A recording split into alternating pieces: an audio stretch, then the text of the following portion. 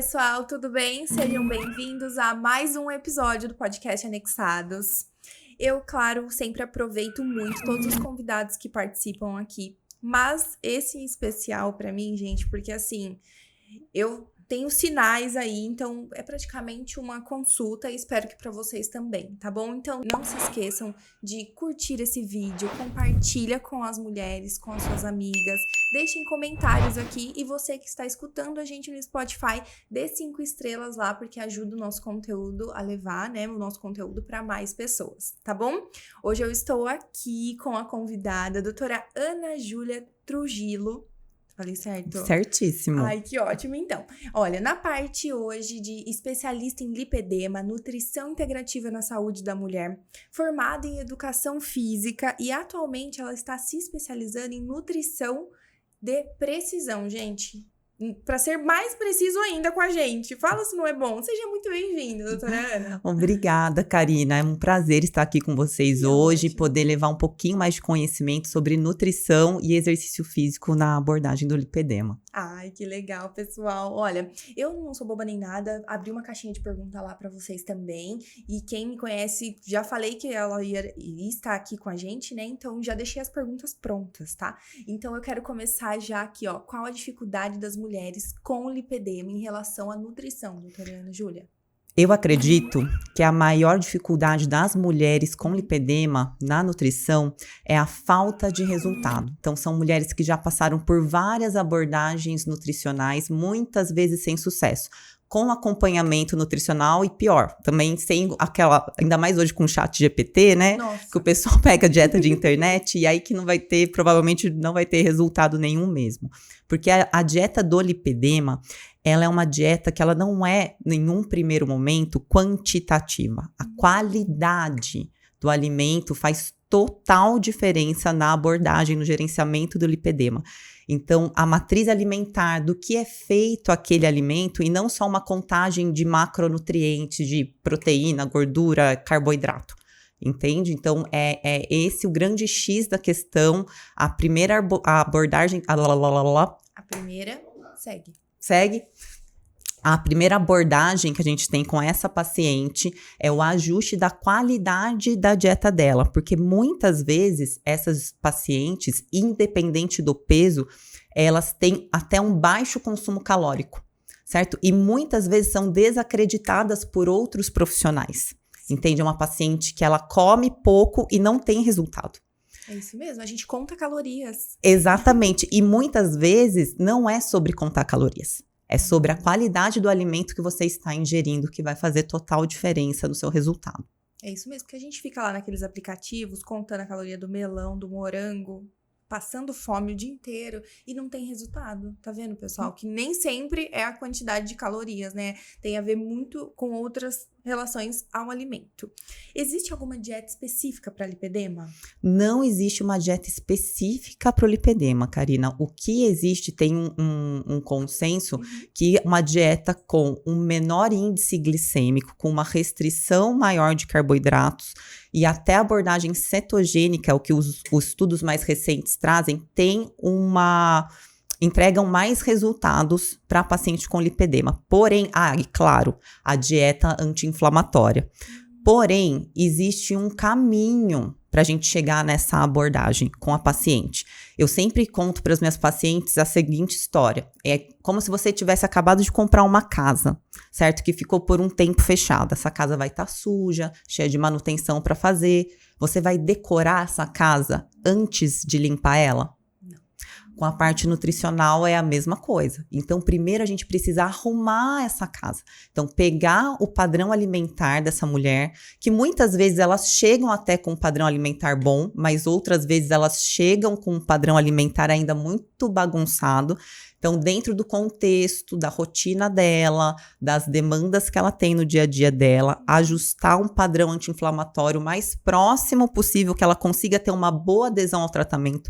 O mais importante é isso, porque no papel a dieta pode estar perfeita, tecnicamente intocável, mas essa dieta, a paciente vai dar conta de fazer essa dieta?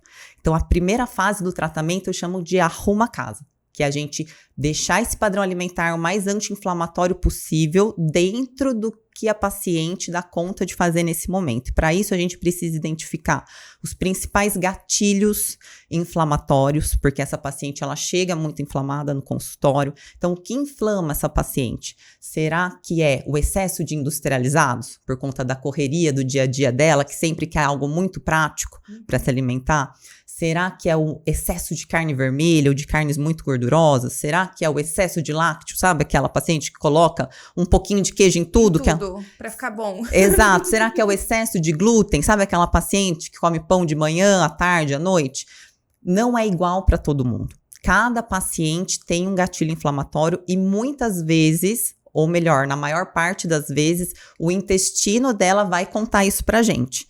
Geralmente são pacientes que chegam com bastante queixa intestinal. Eu digo de aproximadamente cada 10 mulheres que passam pelo consultório, 8 têm queixas intestinais. Ou com muita constipação, uma constipação que ela lida com essa constipação desde a adolescência, certo? Ou também relata muito gases, estufamento, uma digestão ruim.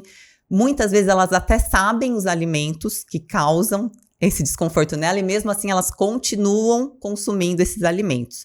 E aí a gente tem que fazer todo esse ajuste junto com ela para os resultados começarem a vir. Então, a partir daí, com a casa arrumada, ela tendo uma boa adesão, a gente começa a trabalhar as estratégias avançadas, que sempre devem ter data para começar e para terminar. Nossa, muito importante isso, doutora. Porque quantas vezes a gente sai da consulta com o papelzinho lá, a gente, eu vou fazer isso aqui pra ver se vai dar resultado, aí você só consome aquilo, aí você fala, não, isso aqui tá dando certo, mas aí você nem arrumou a casa antes, nem fez exames, nem, né, todo um acompanhamento. E falando em alimento, tem algum que deve ser evitado e tem algum que deve ser consumido por quem tem lipedema? Com certeza, os alimentos para quem tem lipedema que devem ser evitados são os alimentos ultraprocessados, porque ali tem um excesso de aditivo, um excesso de corante, um excesso de sódio, glutamato, que vão piorar o quadro do lipedema.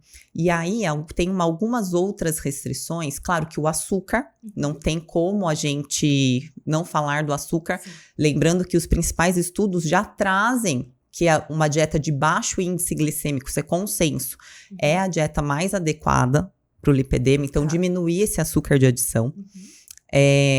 O álcool é terrível para o lipedema, as pacientes, inclusive, quando elas já se sentem mais desinflamadas, começam a responder ao tratamento, algumas relatam que quando consomem álcool, já sentem as pernas doerem mais. Então, tem que ser bem pontual o álcool na dieta, tá bom? É verdade, a gente porque consome aquele vinho, no dia seguinte a gente já tá sente. com uma dor na perna, ou o intestino fica muito ruim. É lógico que meu papel também como nutricionista é entender o contexto de vida real. Sim. Então, lógico que vez ou outra pode acontecer o consumo de um vinho, um momento, mas deixar para momentos especiais esse consumo, se você realmente quer ter um resultado significativo. E a gente avalia individualmente consumo de carne vermelha, tentando introduzir. Às vezes eu trabalho o quê com as minhas pacientes? A palavra, quando a gente nega as coisas, o nosso cérebro não trabalha muito bem com isso. Né? Então, às vezes eu prefiro introduzir. Então, se essa paciente consome pouco peixe durante a semana, pouca carne branca, eu falo, ao invés da gente falar que ela precisa reduzir a carne vermelha, vamos consumir mais peixe durante a semana? Nossa, ótimo. Então, é uma abordagem. E também avaliar a questão do glúten e dos lácteos, que geralmente também pioram, são gatilhos inflamatórios, dependendo do intestino da paciente. E assim, uma das coisas que eu vejo muito é a parte de consumo de chás. E aí eu queria saber, existe algum chá que auxilia no lipedema? Existem, geralmente, os chás que melhoram a retenção de líquidos e que também auxiliam a parte vascular, e os anti-inflamatórios são muito bem-vindos. Por exemplo, centela asiática, cavalinha, hibisco, gengibre, chá verde é unânime. Porém, o que eu digo? Não adianta tomar o chá se você não faz o restante bem feito. É igual você pegar um copinho de água e jogar numa fogueira. Sim. Não vai adiantar. Pensa numa barra de 0 a 100, 0% a 100%. Então, se você faz o tratamento médico adequado, 30%. Faz o tratamento nutricional, gerenciamento nutricional, 30%. Faz atividade física adequada, 20%. Faz o uso de chá, 5%. Você vai somando. Então, o chá entra para somar.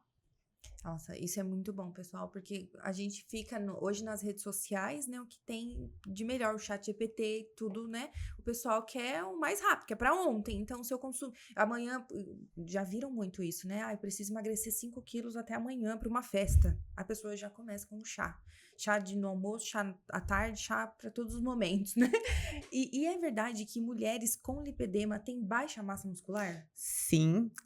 Inclusive, é muito comum mulheres magras, as conhecidas falsas magras, apresentarem lipedema. Não é. Lipedema e obesidade são condições diferentes. O lipedema é uma doença do tecido adiposo, que independe da obesidade, mas claro que existe a associação de ambos. E tanto na obesidade quanto nas mulheres mais magras, a baixa massa muscular é a grande maioria das mulheres com lipedema. O que causa também, por isso que a gente tem que ter um cuidado e um monitoramento constante dos resultados em relação à composição corporal, do gerenciamento dessa composição corporal, porque não adianta nada, no caso quando a obesidade está associada ao lipedema, essa mulher reduzir gordura, mas reduzir muito a massa muscular junto. Certo? Porque isso compromete muito a qualidade de vida e, lógico,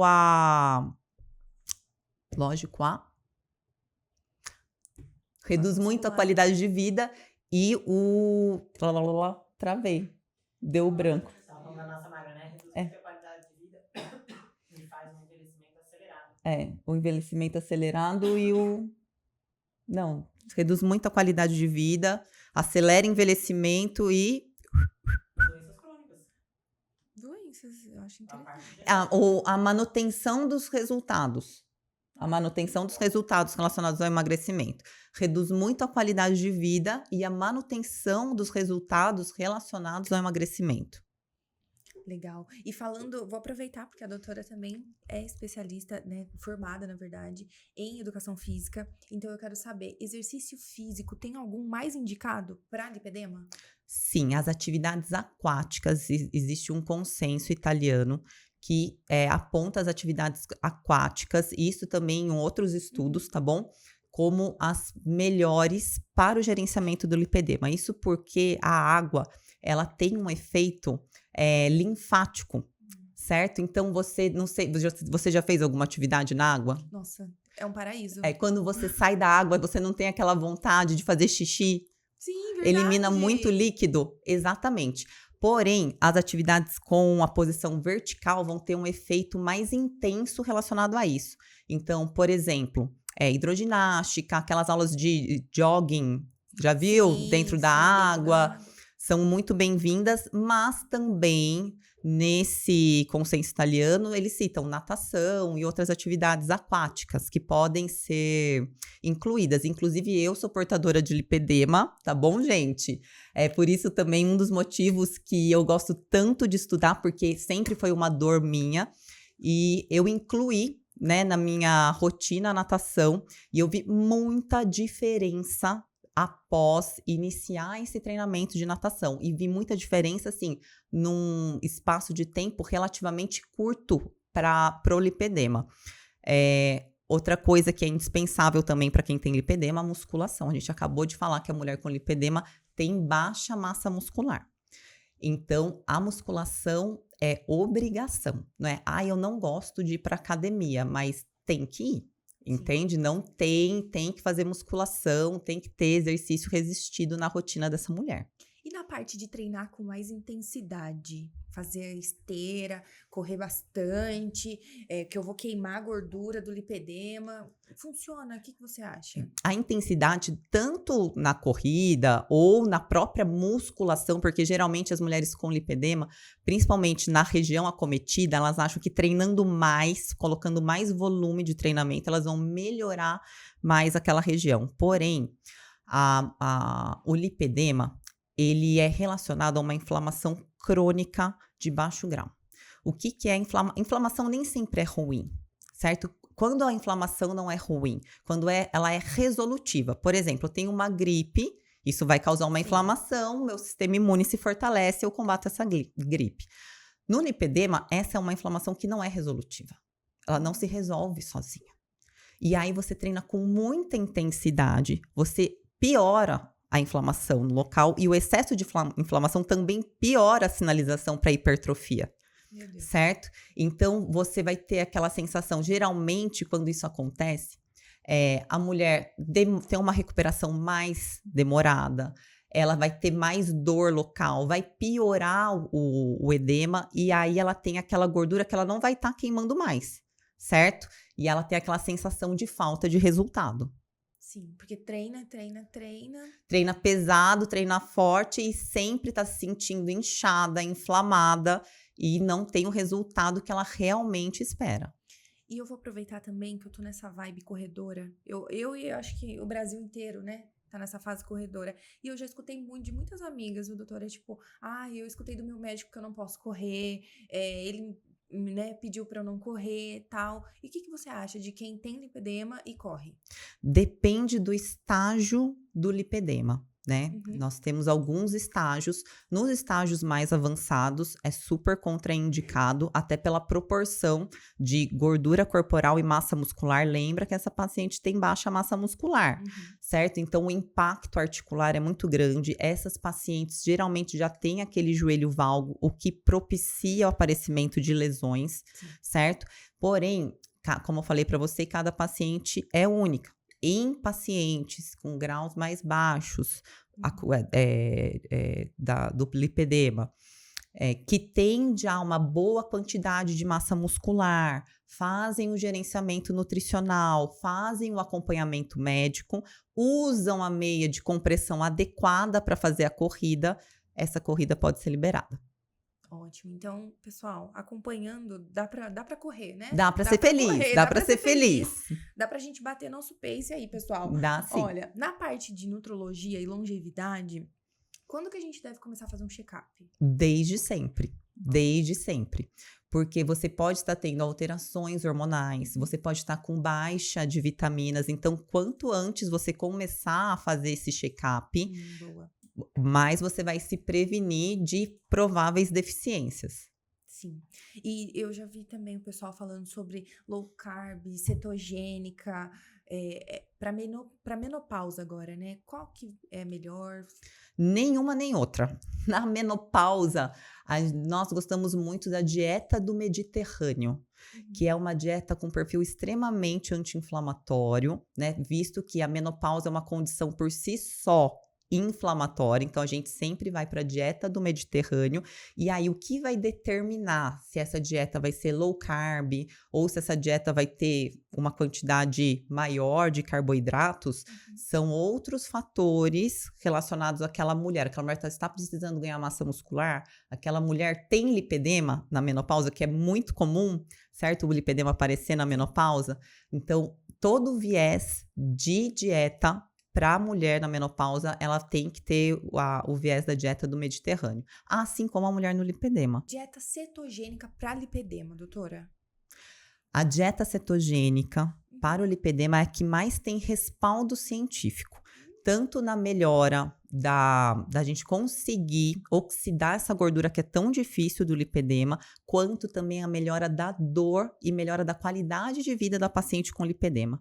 Porém, não é qualquer dieta cetogênica que serve para o lipedema. Sempre a dieta cetogênica ela tem que ter um viés anti-inflamatório. Então, não adianta fazer dieta cetogênica colocando creme de leite em tudo, colocando bacon em tudo, colocando queijo em tudo. Não é esse perfil. É uma dieta que ela tem que ser rica em gorduras mono e poliinsaturadas, que é a gordura do abacate, que a gente tem a gordura das nozes, das sementes, proteínas magras. Então, é uma dieta cetogênica com viés do Mediterrâneo. Porém, é uma dieta que tem uma difícil adesão a longo prazo. Essa dieta ela deve ter momento certo para ser colocado no tratamento da paciente. Por isso que eu gosto muito dos programas nutricionais, porque a gente tem data para começar aquele protocolo, data para terminar. Quando a paciente apresenta dificuldade de adesão nessa fase do tratamento, a gente não precisa trabalhar com uma dieta cetogênica. A gente pode trabalhar com uma dieta baixa em carboidratos e colocando esses carboidratos em momentos inteligentes do dia dela. E, lógico, carboidratos de boa qualidade. Até para ser mais fácil de levar, dar continuidade nisso. Exatamente. Eu gosto muito de ciclar estratégias nutricionais, até para mexer com o metabolismo dessa paciente, não deixar ela entrar em platô. E também sempre essas estratégias nutricionais, elas são de comum acordo. Nada é imposto, tudo é conversado, porque a adesão da paciente é o ponto crucial do tratamento. Ótimo. E esse cuidado que você tem com a paciente também na parte de vitaminas, que isso foi uma das perguntas aqui, ó. Vitamina D3 e K2, quais são os principais sintomas? Vitamina D3, o principal sintoma é cansaço, fadiga, dificuldade de ganho de massa muscular, uma imunidade baixa. Uhum. Então, esses são os principais sintomas da falta de vitamina D. E bons níveis de vitamina D, às vezes, vão ser muito maiores daqueles que a gente vê na referência, porque sempre a referência dos exames ela é muito ampla, tem uma amplitude muito grande. Então, a gente sempre quer estar ali na metade da referência para cima. A gente nunca quer estar da metade da referência para baixo. Sim. E o que acontece com a maioria das pessoas, que elas batem um olho na referência do exame e elas chegam, mas a minha vitamina D tá boa. Mas ela tá quase a ponto da suplementação oral não ser mais efetiva para ela. Ela ter que fazer uma reposição injetável para ela conseguir elevar esses níveis, para ela conseguir responder adequadamente ao tratamento. Sim. Bom. Eu sou leiga. K2, você quer falar sobre ou foi junto? K2, eu falei mais da D, né? Você falou da D só. É porque a K2 ela é um GPS da vitamina D. Fala isso aí. Pode ser, então? Pode E ser. a K2 é o GPS do cálcio. Tá. É o GPS do cálcio. Tá. E a vitamina K2 é um GPS. E a vitamina K2 é um GPS do cálcio. Por isso que mulheres 40 a mais jamais podem. Jamais. 40 a mais mesmo, Musa? Por isso que todas as mulheres. Por isso que todo mundo. Todo mundo, né? Porque homem também, né? Tá. Vamos lá. Voltou. E a vitamina K2, na verdade, ela é um GPS do cálcio.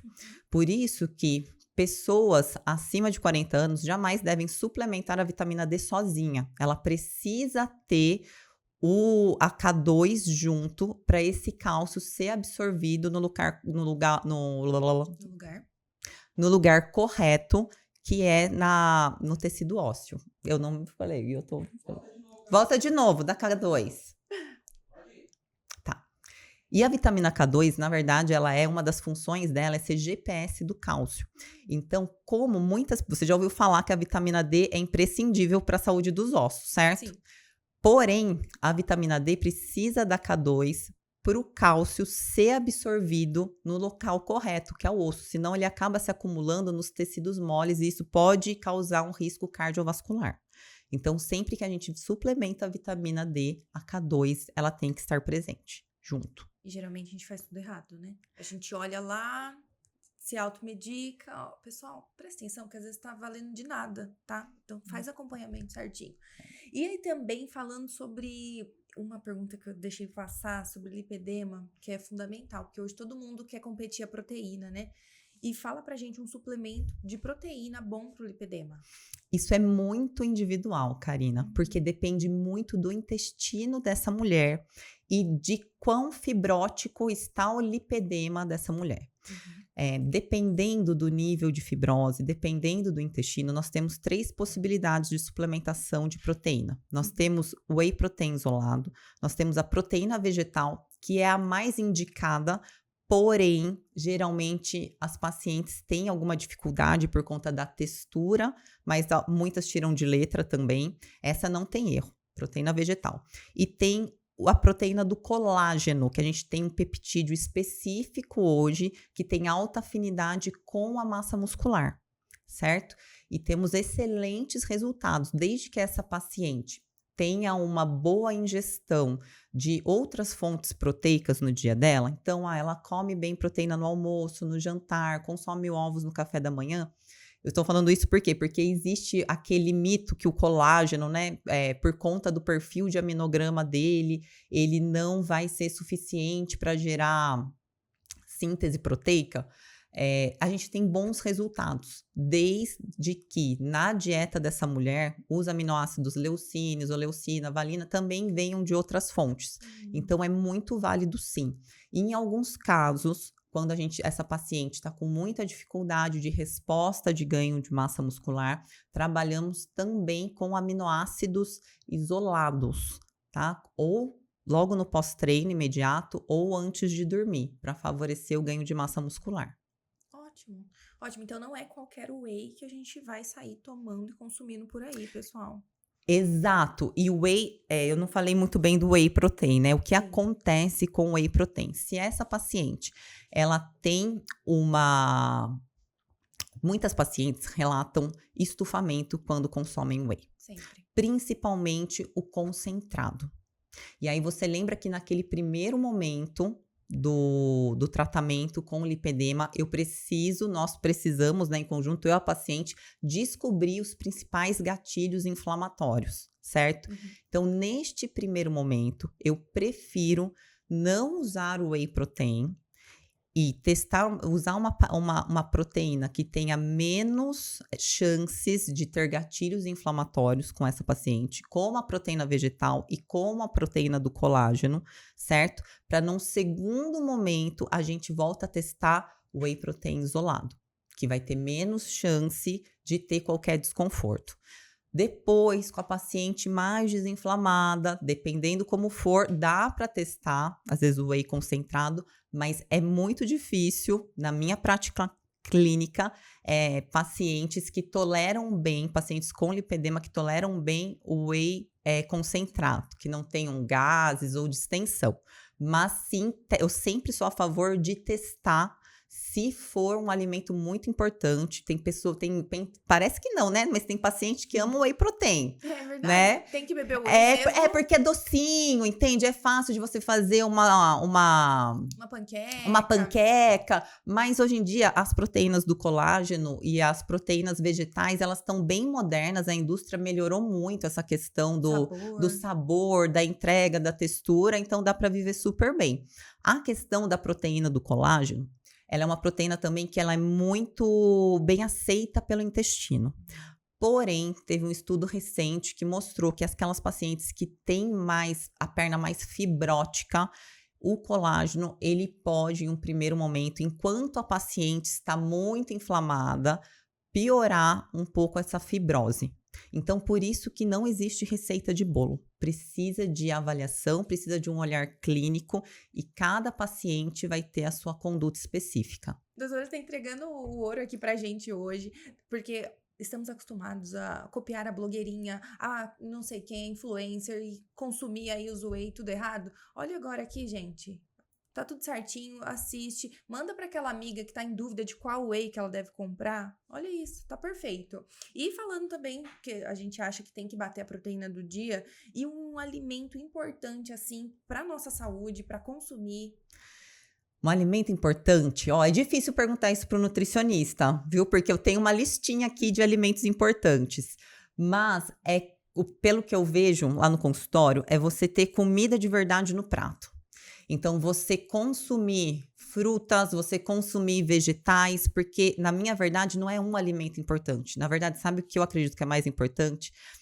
A variedade alimentar. A monotonia alimentar é muito ruim para a nossa saúde. Para a gente ter uma boa saúde, a gente precisa de uma variedade de alimentos, principalmente por conta da nossa saúde intestinal. Então, o que eu vejo lá no consultório é aquele paciente que come fruta, como só banana. Né? É banana de manhã, é banana à tarde, e se tiver que comer um docinho, é uma banana. Então, o que eu sempre peço para os meus pacientes? Para que ele experimente uma fruta nova ou um vegetal novo, algo que ele não come faz tempo, né? Que às vezes ele deixou de experimentar, pelo menos um por semana. Sim. Porque a nossa microbiota precisa dessa variedade. Hoje em dia a gente sabe que o nosso intestino ele é o maestro da nossa saúde. E muitas vezes a gente acaba causando uma disbiose por monotonia alimentar, por uma seleção natural que a gente faz, matando algumas bactérias importantes que a gente tem, alguns micro-organismos, na verdade, que a gente tem no nosso intestino de fome, por sempre comer os mesmos alimentos e não abrir essa gama maravilhosa de alimentos que a gente tem da natureza, do nosso bioma brasileiro. É isso mesmo, doutora. Adorei. E eu queria que você falasse para os profissionais dessa área que estão começando a trabalhar com lipedema. Bem, o que eu posso falar de melhor para vocês é que busquem conhecimento, busque se aliar com profissionais, o tratamento multidisciplinar, ele é essencial para o gerenciamento do lipedema. Muitas vezes, essas pacientes com lipedema, elas não vão chegar diretamente para o médico, para o nutricionista, para cuidar do lipedema. Muitas vezes, por exemplo, eles vão chegar para o professor de educação física. Porém, se esse profissional estiver preparado para identificar, o diagnóstico sempre é médico. Nem o nutricionista, nem o educador físico podem dar esse diagnóstico. O diagnóstico sempre é exclusivo do médico, certo? Porém, se ele identifica o problema, ele sabe tratar o problema, ele sabe conduzir o melhor tratamento, o melhor programa de treinamento, o melhor programa nutricional para aquela paciente. E, lógico, indicar para a paciente a busca por outros profissionais que fazem parte do gerenciamento do lipedema, como médico, nutricionista, educador físico, fisioterapeuta e afins. Adorei, tudo perfeito. Foi uma aula. Olha, doutora, você entregou muito aqui pra gente hoje. E eu queria que você pudesse dar uma dica pro pessoal que quer viver com mais vitalidade, equilíbrio, o pessoal de casa que ficou assistindo até agora. O que você pode deixar pra gente? Que você equilibre a sua rotina, que você cuide de si antes de, às vezes, no mundo moderno, né? Principalmente, eu sou mãe, né? Então, eu me vejo muito, às vezes a gente cuida de todo mundo e a gente acaba não se cuidando.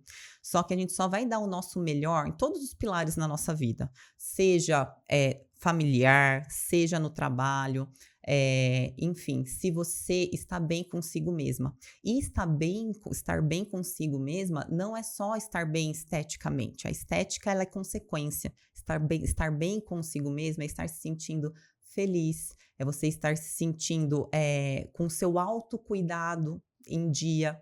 Então, por mais que você tenha uma rotina corrida, tarefada, você olhar para sua nutrição, você olhar para a parte de treinamento físico, não deixar de fazer sua rotina de exercícios, é essencial para o seu gerenciamento de estresse e qualidade de vida. Cuide-se em primeiro lugar. Ah, que lindo, ótimo, muito bom. Esse foi o final do nosso podcast. Doutora aqui já compartilhou com a gente muita informação importante, história de vida também, mãe que, né, pensa bem mesmo sobre cuida da gente. Então, esse foi o final do podcast, pessoal. Muito obrigada. Deixem um comentário de vocês aí no final. Agradeço por você ter vindo participado, viu, doutora? De verdade. E vai ter muita dúvida, o pessoal só deixar nos comentários pra gente. Com certeza. Tá bom? Obrigada, eu que agradeço. pessoal.